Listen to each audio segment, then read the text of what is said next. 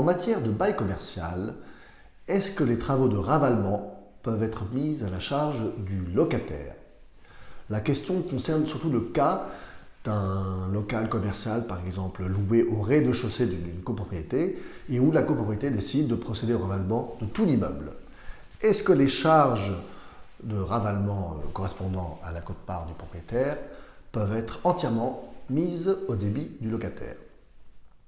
Tout dépend de savoir si les travaux de ravalement peuvent être considérés comme des grosses réparations au sens de l'article 606 du Code civil ou comme de simples travaux d'entretien. En effet, depuis le 6 novembre 2014, qui correspond à la date d'entrée en vigueur d'un décret d'application de la loi Pinel de 2014, les grosses réparations ne peuvent plus être mises à la charge du locataire dans le cadre d'un bail commercial.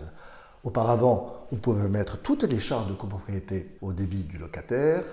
Ce n'est plus le cas aujourd'hui. Bon, de toute façon, la question de la qualification des travaux de ravalement se posait déjà avant la loi Pinel parce qu'en pratique, il était fréquent que dans un bail commercial, on distingue entre grosses réparations qui restent à la charge du propriétaire et travaux d'entretien qui sont à la charge du locataire. Il n'est pas facile de savoir si les travaux de ravalement sont des grosses réparations ou des travaux d'entretien. Ça va souvent dépendre des circonstances. Les juges du fond ont généralement un pouvoir souverain pour décider en fonction des circonstances si, en espèce, si dans le cas qui leur est soumis, les travaux de ravalement sont des travaux d'entretien ou des travaux de grosse réparation. Le mieux, à mon avis, c'est de citer un arrêt de cour d'appel qui a été rendu par la Cour d'appel de Paris en novembre dernier et qui résume très bien la jurisprudence. Elle indique, la Cour d'appel de Paris, que les travaux de ravalement, je cite, relèvent normalement de l'entretien de l'immeuble, sous réserve qu'ils ne comportent pas d'intervention sur des éléments de la structure de l'immeuble, relevant des grosses réparations prévues par l'article 606 du Code civil.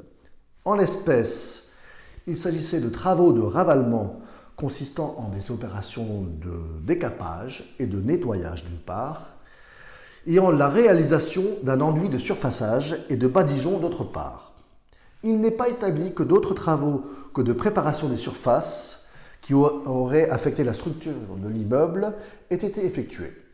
On comprend donc que des travaux de ravalement simples, sans reprise d'éléments de structure, sont généralement considérés comme des travaux de ravalement qui peuvent être mis à la charge du locataire. En revanche, dans ce même arrêt, la Cour d'appel indique que des travaux de couverture et zinguerie, qui ont été facturés en l'espèce 48 000 €, ne peuvent être considérés comme des travaux d'entretien, mais relèvent des grosses réparations. Donc des ravalements qui impliquent de reprendre des éléments de structure ou de toucher à la maçonnerie, à la zinguerie, en général, ça va être considéré comme des travaux de grosses réparations, qui, elles, ne peuvent pas être mises à la charge du locataire. Voilà, je vous donne par là des lignes directrices, mais évidemment, cela va dépendre à chaque fois des circonstances, parce qu'on trouve aussi des décisions qui considèrent des travaux de ravalement touchant aussi à la zinguerie comme des travaux d'entretien du moment que le montant des travaux de zinguerie sont faibles.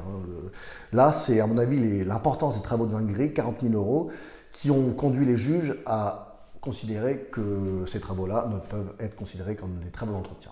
Voilà, si vous souhaitez obtenir la référence de cette décision ou avoir de plus amples renseignements sur les travaux de ravalement, leur qualification juridique, n'hésitez pas à nous poser des questions, à nous contacter. Vous trouverez nos coordonnées en description de la vidéo. À bientôt.